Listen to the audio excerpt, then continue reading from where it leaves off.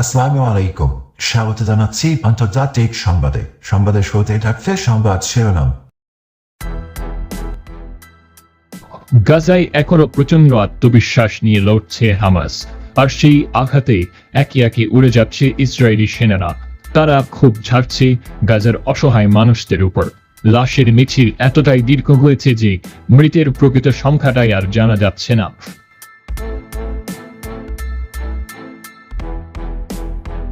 Hamas আন্দোলনের সামরিক শাখা আল কাসাম ব্রিগেড নিয়মিত হামলা অব্যাহত রেখেছে। প্রতিটি ফিলিস্তিনি মৃত্যুর জবাব তারা কড়াই গন্ডায় ইসরায়েলকে বুঝিয়ে দিতে চায়। আল কাসাম ইসরায়েলি ভূখণ্ড লক্ষ্য করে বেশ কয়েকটি রকেট হামলা চালিয়েছে। কিরিয়াত শামনা এলাকার জিবুর ক্যাম্পের 769তম ইস্টার্ন ব্রিগেডের সদর দপ্তরকে লক্ষ্যবস্তু বানায় তারা।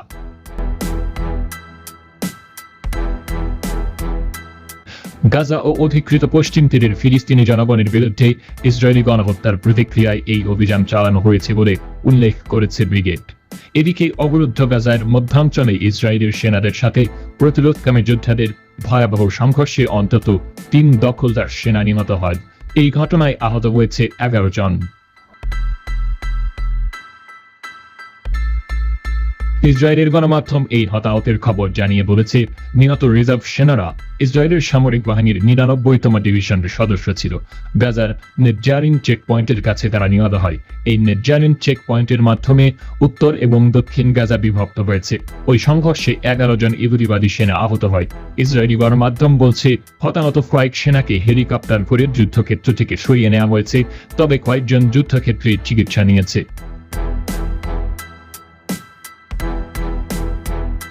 আল কাসাম ব্রিগেড জানিয়েছে, তারা নেটজারিন চেকপয়েন্টে ইসরায়েলি সেনাদের কমান্ড সেন্টার লক্ষ্য করে মর্টারের ভারী গোলা দিয়ে হামলা চালায়। ইসরায়েলি সামরিক বাহিনী স্বীকার করেছে, গাজায় স্থল আগ্রাসন চালাতে গিয়ে তাদের মোট 260 সেনা নিহত হয়েছে। আল মায়াদিনের সংবাদদাতা বলেছেন, লেবানন থেকে আল জাবিরের দিকে রকেট হামলা হয়েছে। ইসরায়েলের আয়রন ডোম আকাশ প্রতিরক্ষা ব্যবস্থা সক্রিয় করা হয়েছিল, তবে বেশিরভাগ রকেট তাদের লক্ষ্যে পৌঁছেছে।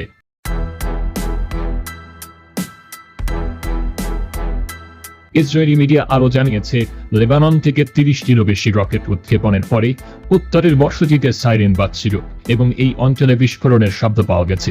সংবাদ মাধ্যমের মতে, কিরিয়াত শামনার ইসরায়েলি কর্তৃপক্ষ বসতি স্থাপনকারীদের অবিলম্বে আশ্রয়কেন্দ্র এবং দুর্গযুক্ত এলাকায় চলে যাওয়ার আহ্বান জানিয়েছে। এদিকে গাজার স্থল অভিযানে গিয়ে এরই মধ্যে 260 ইসরায়েলি সেনা নিহত হয়েছে। ওয়াল স্ট্রিট জার্নালের শিরোনাম, Gaza can no longer count dead bodies, যার অর্থ গাজা আর মৃতদেহ গণনা করতে পারছে না। ওয়াল স্ট্রিট জার্নাল ফিলিস্তিনি স্বাস্থ্য কর্তৃপক্ষকে উদ্ধৃত করে বলেছে যে তাদের আর গাজায় সমস্ত মৃতদেহ গণনা করার ক্ষমতা নেই। বিশেষ করে হাসপাতাল, জরুরি পরিষেবা এবং যোগাযোগ ব্যবস্থা খুব কমই কাজ করছে। ইসরায়েলের চলমান গণহত্যার কারণে হাসপাতাল এবং উদ্ধার পরিষেবাগুলির সম্পূর্ণ পতনের কারণে মানুষের হতাহতের প্রকৃত চিত্র ফুটে উঠতে দীর্ঘ সময় লাগবে।